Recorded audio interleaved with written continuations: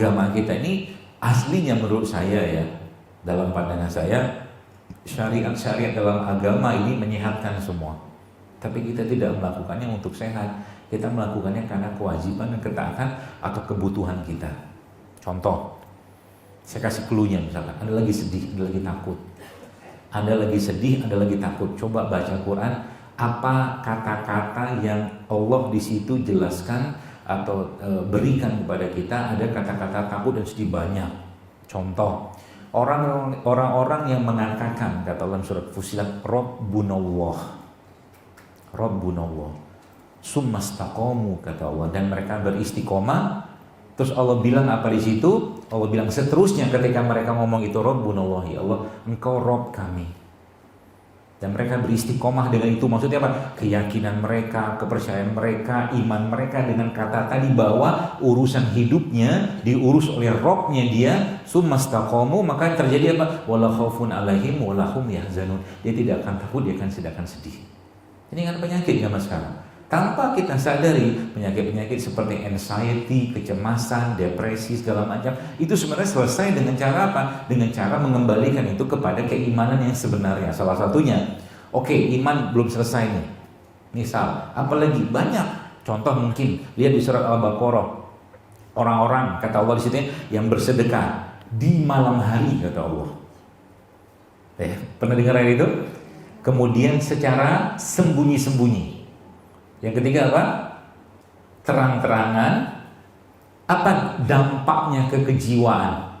Wala khaufun alaihim wala hum yahzanun. Masya Allah kan? Tidak ada takut dan tidak ada sedih. Artinya apa? Itu obat nggak? Itu obat. Artinya orang yang sedekah di malam hari, secara itu urutannya, secara sembunyi-sembunyi, maka rasa takutnya akan Allah buang. Rasa sedihnya akan Allah buang. Gitu. Ajaibnya atau luar biasanya syariat ini. Sholat misalkan, apa tujuan sholat sebenarnya? Kita sering baca ayatnya kan, inna sholata tanha anil fahsya wal munkar. Kalau itu dipakai harusnya tidak ada makian dari sini. Gak ada. Kalau itu dipakai nggak ada kebun binatang keluar. Kalau itu dipakai harusnya nggak ada suami menyakiti istri atau istri yang sebagai Firaun yang akhirnya menjadi tuan bagi suaminya di rumah. Nggak ada. Ada. Gitu. Ya, kalau itu dipakai. Cuman yang terjadi apa? Itu belum terpasang semua. Ya.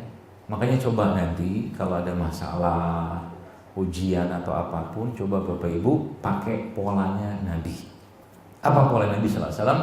Nabi itu kalau ada masalah atau mengganggu beliau sholat, beliau berwudu kemudian sholat 2 rakaat, itu kerjain.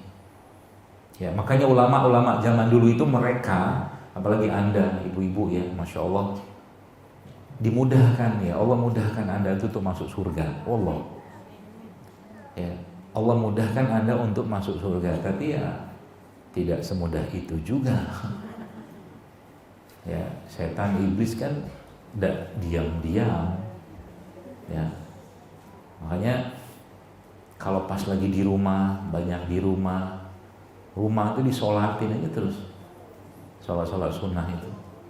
Kamar yang nggak dipakai kosong, sholatin di situ, di mana pakai. Jadi terserah, meskipun Anda punya mihrab, cari tempat-tempat yang bisa sholat sunnah, terutama di waktu-waktu yang mustajab. Itu obat sebenarnya, obat.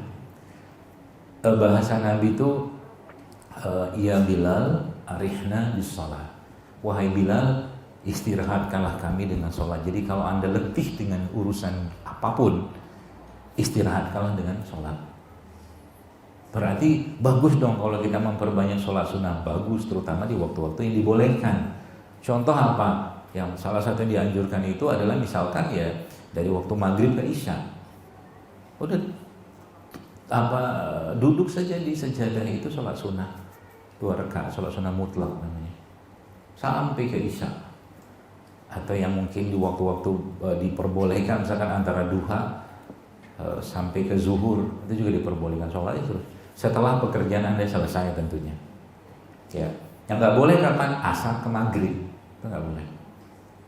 Malam mau sholat dari malam habis isya sampai ke subuh silakan. Allahu Akbar, efeknya luar biasa.